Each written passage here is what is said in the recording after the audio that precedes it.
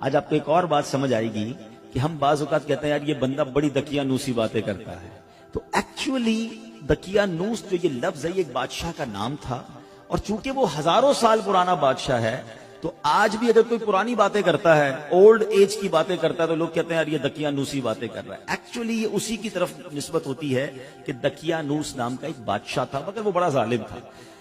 تو یہ لوگ جب دیکھا کہ یہ ہر مسلمان کو مار رہے ہیں، ہر ایمان والے کو مار رہے ہیں اور بت پرستی کے لیے ظلم کر رہے ہیں، تو ان 7 لوگوں نے کیا پلان کیا کہ ہم بادشاہ کے ظلم و ستم سے چھٹکارا پا کر شہر سے باہر چلے جاتے ہیں۔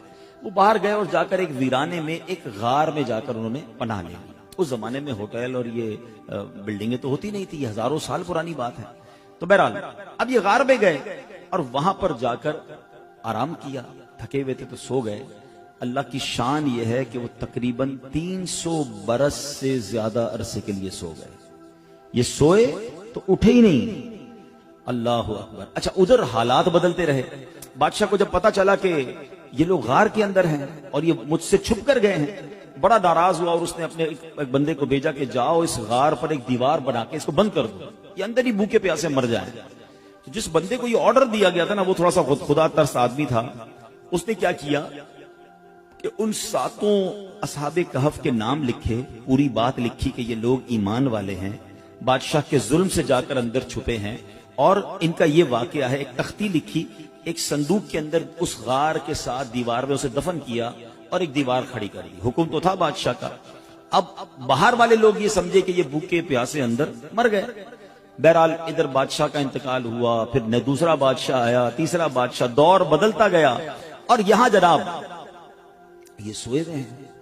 آفٹر 300 ایئرز کیا ہوا کہ ایک اور بادشاہ آیا جس کا نام تھا بیدروس۔ وہ بڑا نیک دل بادشاہ تھا، ایمان والا بادشاہ تھا، اللہ پر ایمان لاتا تھا، مگر اس کے دور میں ایک عجیب و غریب فتنہ کھڑا ہوا۔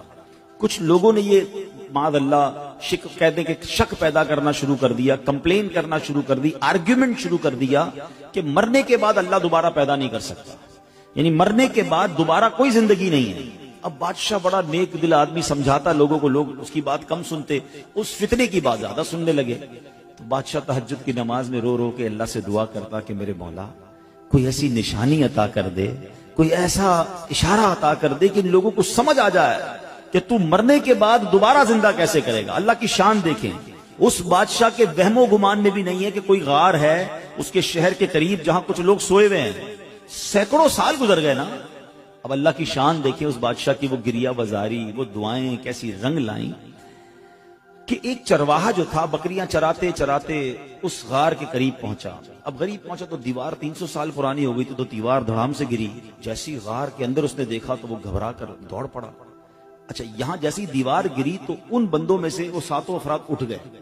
اچھا، وہ اٹھے تو وہ سمجھے ہم 2 4 6 گھنٹے 8 گھنٹے سو کر اٹھے، ٹھیک ہے نا، انہوں نے نماز وغیرہ پڑھی، اب کب بھوک لگ رہی ہے، تو ایک ساتھی کو کہا ذرا جانا باہر اور دیکھ بھال کر بادشاہ دقیانوس کے سپاہی کہیں پکڑ نہ لیں، کھانا لے کر آ جائے۔ وہ بندہ چھپتے چھپاتے بازار گیا تو سارے بازار کا ماحول ہی الگ، عمارتیں الگ۔ بہرحال اتنا اس کو خیال نہیں آیا، اس نے جا کر ایک دکاندار نان بائی جو روٹی بیچنے والا تھا اس کو اس نے پیسے دیے کہ مجھے کچھ روٹیاں چاہیے۔ تو نان بائی نے جب وہ پیسے دیکھے کہا یہ سکے کہاں سے آ گئے، یہ تو کرنسی ختم ہو گئی تھی، 300 سال پرانی کرنسی تھی۔ تو کہا یہ پیسے تو ہمارے یہاں نہیں چلتے، کس زمانے کے پیسے لے کے آئے؟ بھائی یہی تو پیسے ہیں، کل تو ہم نے پیسے لے کے غار میں گئے، آج تمہیں دے رہے تم کہہ رہے پیسے نہیں چلیں گے۔ اچھا یہ بتاؤ دقیانوس بادشاہ کہاں ہے آج کل؟ وہ جو اصحاب کہف میں سے ایک بندہ تھا وہ پوچھتا ہے کون دقیانوس؟ اس زمانے کا تو کوئی بادشاہ یہاں پر نہیں ہے۔ اب وہ حیران کہ بادشاہ کل تو ہم جا کے غار میں گئے، آج بادشاہ کی کوئی پہچان نہیں رہا، کرنسی ہماری چل نہیں رہی۔ ادھر وہ نان بائی سمجھ گیا کہ یہ سینکڑوں سال پرانی کرنسی ان کے پاس ہے، ان کو لگتا ہے کوئی خزانہ مل گیا ہے۔ تو انہوں نے پکڑ کر اس بندے کو جو اصحاب کہف میں سے تھے پولیس والوں کے یا حکام کے حوالے کر دیا۔ وہ حکام انہیں بادشاہ کے پاس لے گئے۔ بادشاہ کو جب یہ سارا واقعہ پتا چلا اس نے کہا ہم تو دقیانوس بادشاہ کے زمانے کے لوگ ہیں، ہم تو سوئے اٹھے تو آپ بتا رہے ہیں کہ وہ بادشاہ بھی نہیں ہے، پیسے بھی یہ نہیں چل رہے، یہ زمانہ کون سا ہے؟ تو بادشاہ نے معلوم کیا تو پتا چلا کہ یہ 300 سال پرانی بات کر رہے ہیں۔ یہ کیسے پوسیبل ہے کہ بندہ بھی جوان ہے، بوڑھا بھی نہیں ہوا اور 300 سال پرانی بات کر رہا ہے؟ کہ میں اکیلا نہیں ہوں، 7 6 اور بھی ہیں۔ تو کدھر ہے؟ کا غار میں ہے۔ کہ چلو اب بادشاہ نے پورا لشکر لیا۔ یقین تو بادشاہ کو بھی نہیں آ رہا تھا کہ یہ ہو کیا رہا ہے۔ اب پورے لشکر کو لے کر جب وہ غار کے قریب پہنچے تو اندر جو غار میں لوگ تھے وہ سمجھ گئے کہ دقیانوس بادشاہ کے بندے آ گئے ہیں، ہمارا بندہ پکڑا گیا ہے، اب ہماری خیر نہیں ہے۔ وہ سجدے میں چلے گئے، وہ دعائیں کرنے لگے، استغفار پڑھنے لگے، مگر جب سپاہی آئے تو سپاہی بھی کوئی اور، بادشاہ بھی کوئی اور، کسی کو یقین نہ آئے ان کی باتیں۔ اب وہ تختی کام آئی، اب جب دیوار کھودی گئی تو وہ تختی نکلی اندر سے جو 300 سال پہلے دقیانوس بادشاہ کے بندے نے، اس کے ملازم نے لکھ کر رکھی تھی کہ ان 7 بندوں کے نام یہ ہیں اور یہ دقیانوس بادشاہ کے خوف سے جا کر اندر سوئے ہیں اور یہ ایمان والے ہیں۔ اللہ اکبر۔ جب بادشاہ کو یہ پتا چلا نا، پہلے تو وہ گیا سجدہ شکر میں کہ اللہ تو نے میری پکار سن لی، ایسی نشانی بتا دی کہ بندہ مرنے کے بعد کیسے جیے گا، تو نے تو جیتے جی ہمیں دکھا دیا کہ تو چاہے تو 300 سال تک کوئی سویا رہے، نہ اس کا بال بھیکا ہو، نہ بال سفید ہو، نہ باڈی گلے، اور میرے رب تو نے انہیں پھر زندہ کر دیا۔ اب جناب پورا شہر آیا، سارے لوگ آئے جو بے ایمان ہو گئے تھے، جو اللہ کی قدرت کے انکاری ہو گئے تھے، سب کلمہ پڑھنے لگے، سب اللہ کی وحدانیت پر یقین لائے۔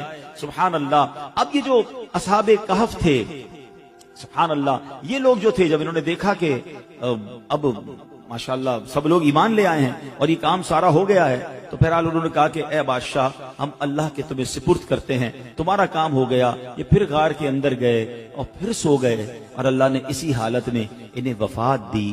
بادشاہ بیدروس نے سال کی لکڑی کا صندوق بنوا کر اصحاب کہف کی مقدس لاشوں کو ان میں رکھوا دیا۔ اللہ کریم نے اصحاب کہف کے غار کا ایسا روب لوگوں کے دلوں میں ڈالا کہ لوگ ان کی قبروں تک نہیں جا پاتے تھے۔ اصحاب کہف کی لاشوں کا حفاظت کا انتظام بھی رب نے کیا، اور بیدروس بادشاہ نے غار کے منہ پر ایک مسجد بنائی، سالانہ 1 دن مقرر کیا، اور ہر سال لوگ وہاں پر ان کے گویا عرس میں جمع ہو کر اللہ کی عبادت کرتے اور گویا وہاں جا کر عبادت کرتے۔